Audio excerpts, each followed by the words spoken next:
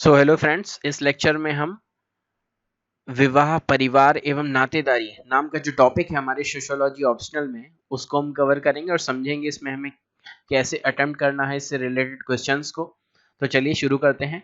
सामाजिक संरचना में नातेदारी की भूमिका एवं महत्व, role and importance of kinship, मतलब रिश्तेदारी, नातेदारी इन सोशल स्ट्रक्चर। जो हमारा समाज का स्ट्रक्चर है, सामाजिक संरचना जो है, उसमें नातेदारी की क्या भूमिका है, रिलेशनशिप की क्या भूमिका है, किनशिप की क्या भूमिका है।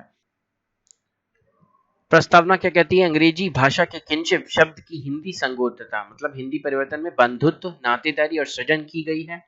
सृजन मतलब हमारे अपने परिजन, नातेदारी एवं विवाह जीवन के आधारभूत तथ्य हैं।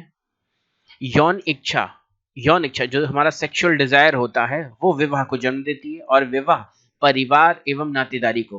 फिर विवाह जब हो जाता है तो परिवार बढ़ता है, परिवार से नातेदारी बढ़ती है, ससुराल पक्ष, मायका पक्ष, ये पक्ष वो पक्ष, साला साली, ये सब चीजें होती हैं।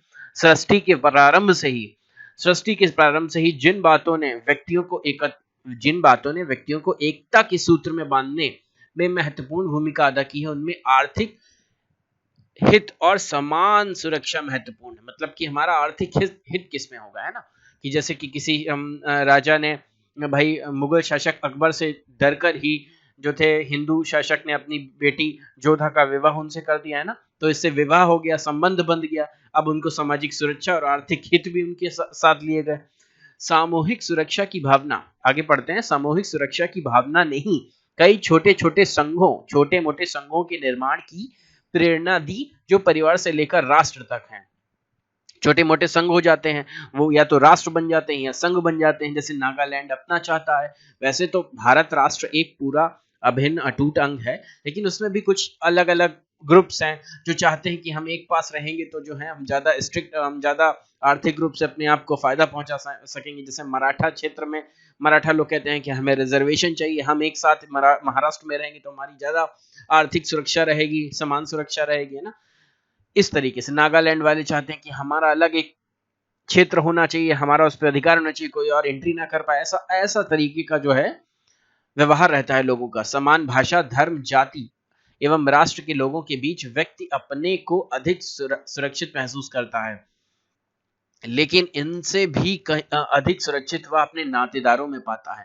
समाज में वे तो सुरक्षा पाता ही पाता है, साथ में अगर वो नातेदारी में होता है, विवाह समारोह में अगर कहीं है तो वहां पे सब अपने ही हैं, कोई दिक्कत की बात नहीं। चाहे आप 1 बजे जाइए, यही आप इलेक्शन के क्षेत्र में ड्यूटी कर रहे होंगे किसी और गांव में, है, और रात में 12 बज गए, 1 बज गए, तो बड़ा ही अजीब लगता है कि यार इतनी दूर हैं, सब अनजान लोग हैं। भले ही आप अपने ही क्षेत्र के ब्लॉक में हो, है ना, पर असुरक्षित महसूस करते हैं अपने आप को। जिनके साथ उनके सामाजिक, नैतिक, आर्थिक हित जुड़े हुए थे, तो उसमें हम क्या है, सुरक्षित पाते हैं। सामाजिक, नैतिक और आर्थिक हित जुड़े होते हैं। सामाजिक हित कैसे? कि भाई हमारे चोट लगी अगर तो हमारे मामा, हमारे नाना हमारी फिक्र करेंगे। नैतिक हित क्या है? कि हमारे अगर मित्र हैं और हमारे ससुराल पक्ष के हैं तो उनका नैतिक फर्ज है कि हमारे चोट लगी तो वो हमें देखने आएंगे। और आर्थिक हित क्या है? जैसे हमारे अगर चोट लगी तो हमारे बड़े भाई जरूर हमें देखने आएंगे, क्योंकि घर का पैसा खर्च हो रहा है भाई, कम इलाज में ही, कम खर्चे में ही व्यक्ति जल्दी सही हो जाए। तो सामाजिक, नैतिक और आर्थिक हित तीनों ही हमारे नातेदारी में जुड़े हुए होते हैं। वह राष्ट्रीयता, धर्म, है ना, वह राष्ट्रीयता। अब यहीं पर आप अगर आपको चोट लग गई है किसी ब्लॉक लेवल पे, तो वहां पे लोग आए ना आए, या आए तो आपके पास का वॉलेट और घड़ी ही चुरा के ले जाएं, ऐसा भी हो सकता है। कई क्षेत्रों में होता है कि हाईवे पर एक्सीडेंट हुआ, लोग मदद तो करने आते नहीं है, साथ में कुछ पर्स और मोबाइल जो है अलग से लेके चले जाएंगे, तो ऐसा भी हो सकता है। तो भाई सुरक्षा जो है सर्वोपरि है, तो अपने नातेदारों के साथ चलिए और परिवार के साथ रहिए, इसी में आपकी सुरक्षा है। आगे बढ़ते हैं। वह राष्ट्रीयता, धर्म, प्रदेश सभी बदल सकता है। वह राष्ट्रीयता, धर्म, राष्ट्रीयता बदल सकता है, धर्म बदल सकता है, प्रदेश सभी बदल सकता है, परंतु नातेदारी नहीं बदल सकता। हम राष्ट्रीयता बदल सकते हैं, हम राष्ट्रीयता अपनी बदल सकते हैं, यहाँ से कनाडा जा सकते हैं, लंदन में रह सकते हैं, अमेरिका में रह सकते हैं, जापान में नागरिकता ले सकते हैं, लेकिन भाई हम अपने नातेदारी, परिवार में माता पिता, अपने भाई बहनों से तो फोन करके कहेंगे ही भले ही उनको कहें कि हम देखो यहाँ पहुंच गए, आपका ये लोग यहाँ यही है ना, साल भर में एक बार तो फोन जरूर ही करेंगे। तो परंतु नातेदारियों को नहीं छोड़ा जाता है। इसमें रक्त का बंधन होता है, ब्लड रिलेशंस होते हैं हमारे। अतः जंगली असभ्य जनजातियों से लेकर सभ्य समाजों तक इसमें इसे पुष्ट एवं विश्वसनीय माना जाता है ना। भले ही असभ्य जनजाति हो या सभ्य समाज हो, सब में इसे पुष्ट और विश्वसनीय माना जाता है। किसको? ब्लड रिलेशंस को, नातेदारी को, हमारे विवाह व्यवस्था को, है ना। सभी लोग मानते हैं कि हमारी जो संगिनी है वो हम पर हमारी विश्वसनीय है, तभी हम उसको सारा अपना सोना चांदी और जो भी है उसको पता बता देते हैं। बैंक के लॉकर के पासवर्ड, फेसबुक का पासवर्ड तो नहीं बताते हैं, लेकिन और भी चीजों के पासवर्ड हम बता के जाते हैं, बाई चांस में कुछ हो जाए तो नॉमिनी वो है। तो ये क्या है? एक विश्वास है, एक विश्वास का बंधन है। आगे देखते हैं संगोत्रता। इसे क्या है? संगोत्रता का मतलब क्या है? नातेदारी। नातेदारी का अर्थ एवं परिभाषा।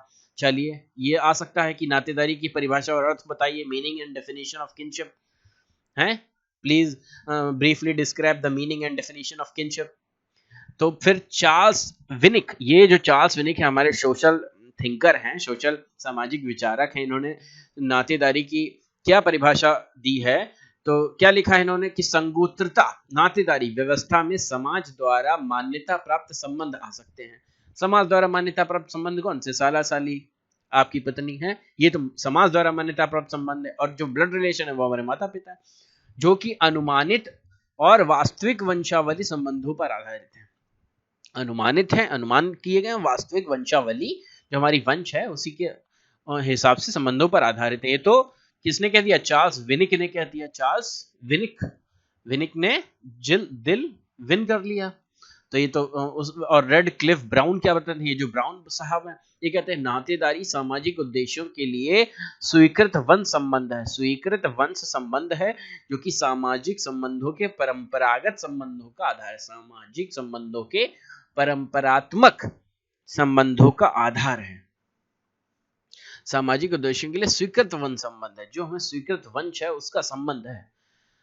तो ये ब्राउन के संबंध में है कि परंपरागत जो हमारे संबंध चले जा रहे हैं उनका आधार है ये आधार की बात करते हैं ब्राउन साहब। किसकी बात करते हैं? आधार की बात करते हैं, स्वीकृत वंश की बात करते हैं।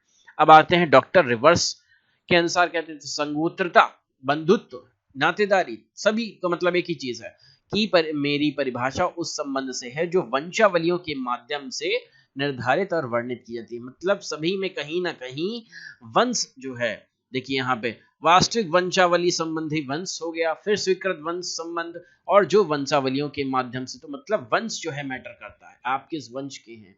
जैसे कि नहीं कहते हैं कि ये इस जाति की है, ये छिपकली इस जाति की है, ये इस उस उपजाति की है, ऐसे करके ये वंश की है।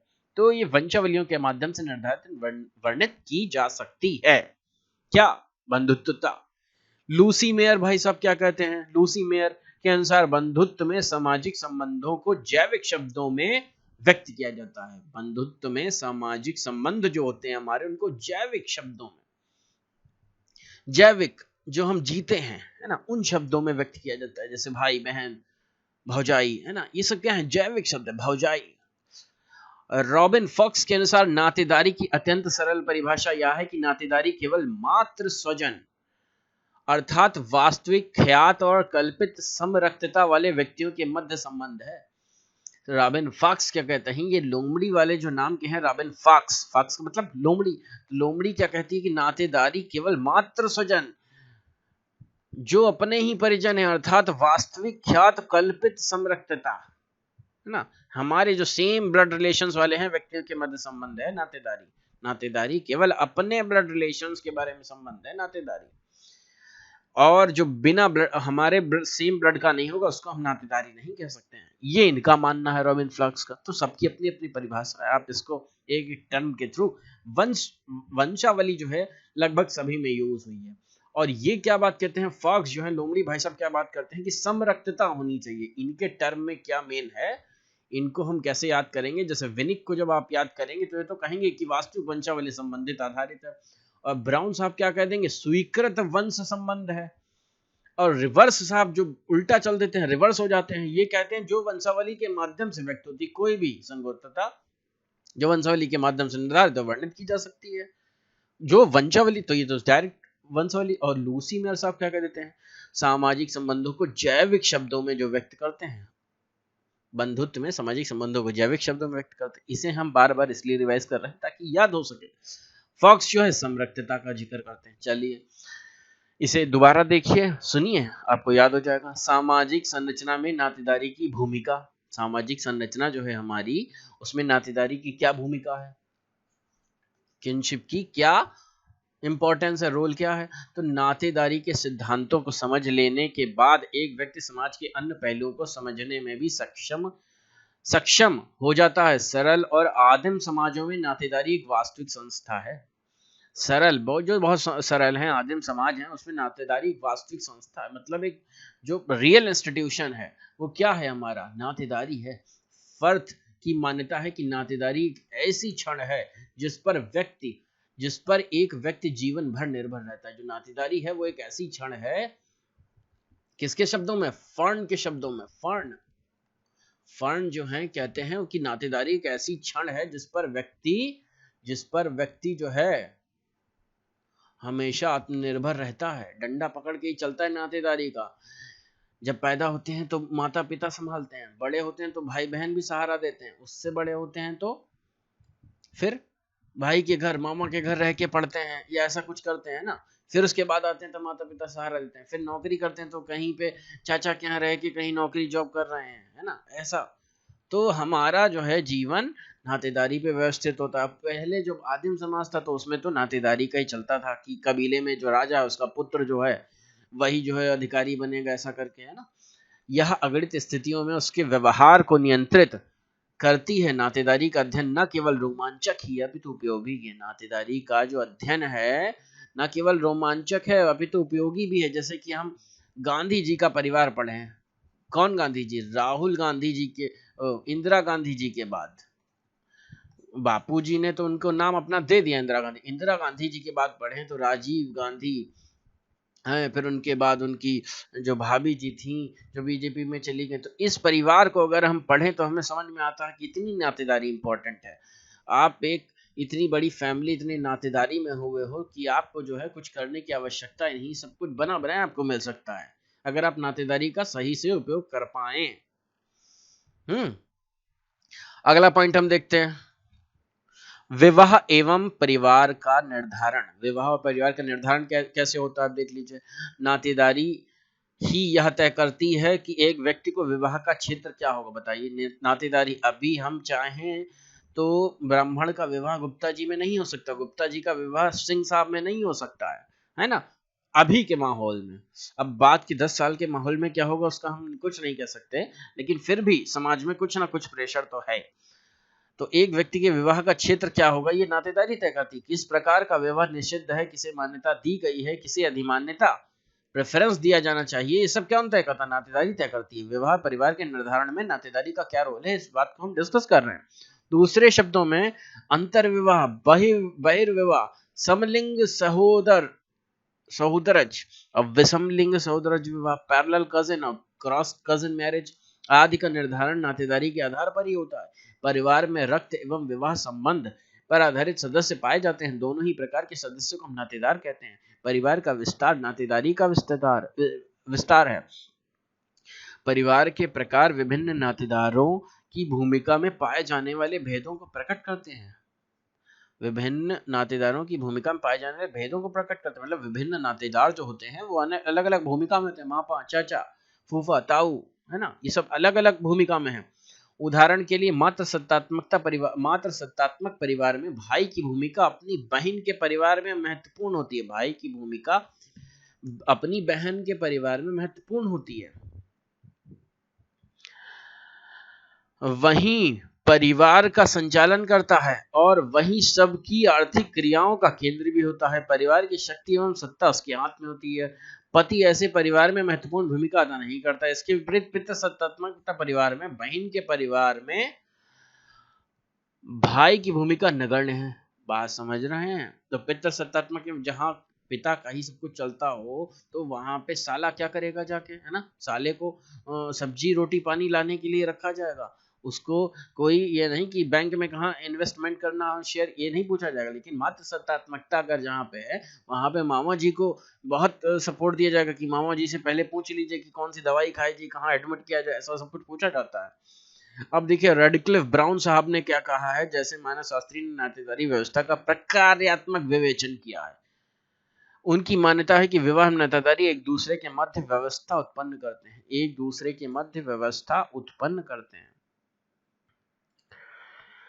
अब आते हैं वंश उत्तराधिकार एवं पदाधिकार का निर्धारण, determination of descent, inheritance and succession.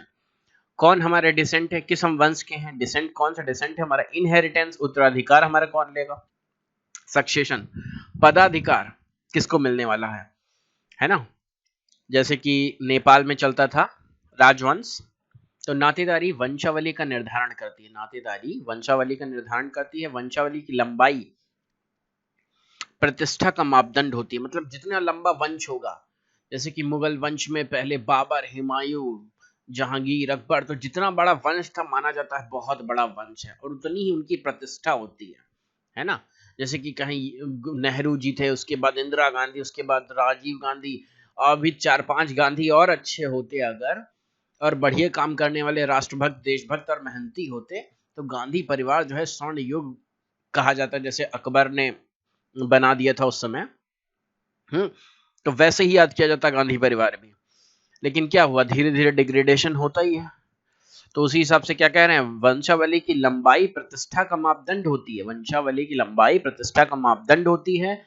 परिवार, वंश, गोत्र, भातृदल, अर्धांश नातेदारी के ही विस्तृत स्वरूप हैं। भूतकाल के वंश संबंधियों का ज्ञान प्राप्त कर व्यक्ति महसूस करता है कि वह इतिहास विहीन नहीं है, वरन उसकी भी जड़ें हैं। मतलब कि हम जान जाते हैं जब हमारे परबाबा ने ये किया था, हमारे उसके परबाबा ने युद्ध में 1947 में लाल बहादुर शास्त्री के साथ रहे थे, तो हमारा गर्व से सीना चौड़ा हो जाता है कि हमारे बाबा ने जो है सुभाष चंद्र बोस के साथ जो है लड़ाई लड़ी थी।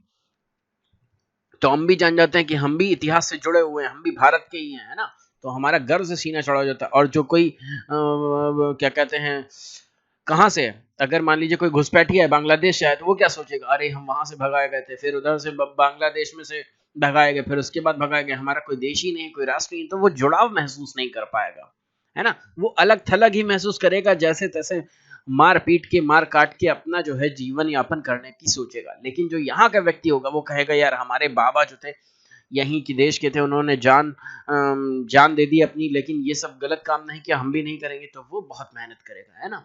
ये चीज होती है कि जो जिस जहां का वंश का, जहां का रहने वाला होता है, वो वहां की ज्यादा सुरक्षा, वहां का ज्यादा सम्मान की सुरक्षा का चिंता करता है। एक व्यक्ति की संपत्ति एवं पद का हस्तांतरण किन लोगों में होगा, कौन कौन उसके दावेदार होंगे, यह नातेदारी के आधार पर ही तय होता है। जैसे कि हमारे मोहम्मद साहब थे, पैगंबर साहब थे, जब उनका कत्ल हुआ या वो खत्म हुए, तब जितने भी उनके नातेदार थे उनमें से आधे शिया और सुन्नी थे, तो उनमें झगड़ा होने लगा कि कौन नातेदारी में पहले आके उनकी दावेदारी लेगा। अब आगे चलते हैं। नातेदारी का प्रारंभिक अध्ययन वकीलों और विधि शास्त्रियों द्वारा संभवतः इसलिए किया गया था कि वे अधिकार, दावे, दायित्व, पित्राधिकार, संविदा, पितृबंधुता, एग्नेट आदि का ज्ञान कर उन्हें कानूनी जामा पहनाना चाहते थे। वे साथ ही इस प्रकार के नियमों की भी रचना करना चाहते थे कि कौन किसका उत्तराधिकारी होगा तथा क्या किसे प्राप्त होगा। भाई सबसे पहले मोहम्मद साहब का जब होने लगा कि कौन नातेदारी आएगा, तो उससे भी पहले सातवाहन वंश था, फिर उसके बाद वो चंद्रगुप्त मौर्य थे, उनके बाद अशोक आए, तो अशोक का बड़ा भाई जो था, अशोक का बड़ा भाई वो योग्य नहीं था, फिर भी अशोक ने जो है एक सभा बुला के सबको 99 अपने भाइयों को काट दिया है, लेकिन वो बड़ा भाई बनना चाहिए था। लेकिन अशोक ने सबको अयोग्य पाते हुए क्या किया, सबको सरगर्म कर दिया और अपने को सत्ता पे स्थापित कर दिया, और मगध साम्राज्य का जो है प्रतिस्थापना की और उसे बड़ा बनाया। इसी तरीके से आगे बढ़ते हैं हम। यदि नातेदार के बाद किसी अन्य को उत्तराधिकार का अधिकार प्राप्त होता है, तब नातेदारी की व्याख्या की जाती है। नातेदारी में वरीयता के क्रम को निश्चित किया जाता है। पितृवंशीय, मातृवंशीय परिवारों में वंश उत्तराधिकार एवं वंश पदाधिकार के नियम भिन्न भिन्न हैं। सभी प्रकार के समाजों में नातेदारी के संबंधों का उपयोग संपत्ति के स्वामी और उत्तराधिकारियों, पदाधिकारियों और उनके उत्तरवर्ती अधिकारियों आदि के मध्य संबंधों को परिभाषित करने के लिए किया जाता है। लूसी मेयर की मान्यता है कि सरल प्रविधि वाले समाजों में किसी व्यक्ति का समाज में स्थान उसके अधिकार और कर्तव्य संपत्ति पर उसका दावा अधिकतर दूसरे सदस्यों के साथ उसके जन्मजात संबंधों पर निर्भर करते हैं। ऐसे समाजों में संगठन के चाहे जो भी सिद्धांत हो, प्राथमिक समूह बंधुत्व से जुड़े होते हैं। प्राथमिक समूह जो प्राइमरी ग्रुप्स होते हैं वो बंधुत्व से जुड़े होते हैं। जैसे कि पहले समूह कौन से हो गए कि हमारा मान लीजिए कोई कॉलोनी है, तो कॉलोनी क्या है, बंधुत्व पर ही आधारित है। वोट डालना तो और फिर राष्ट्रवाद के मुद्दे पर बोलना अलग बात है। पहले तो हम अपने मोहल्ले की साफ सफाई के लिए एक ग्रुप बनाएंगे, एक सोसाइटी बनाएंगे, है ना। अगला पॉइंट देख लेते हैं, आर्थिक हितों की सुरक्षा, safeguard of economic interest, मर्डॉक। अब देखिए अगले सोशल थिंकर आ गए। मर्डॉक लिखते हैं कि नातेदारी समूह एक व्यक्ति नहीं वरन द्वितीय रक्षा पंक्ति का प्रतिनिधित्व है। एक व्यक्ति नहीं वरन द्वितीय रक्षा पंक्ति का प्रतिनिधित्व है। मतलब कि जैसे पहले प्रथम पंक्ति में हमारी माता जी खड़ी होती हैं, कतई खाना पीना बुखार, फिर द्वितीय पंक्ति में हमारे पिताजी खड़े होते हैं पैसे से, है ना। कोई कहे तो पिताजी उसका जवाब देते हैं ना, पैसे से। कोई भी शेयर मार्केट में हमने अगर पैसा लगाया डूब गया तो पिताजी सपोर्ट में है।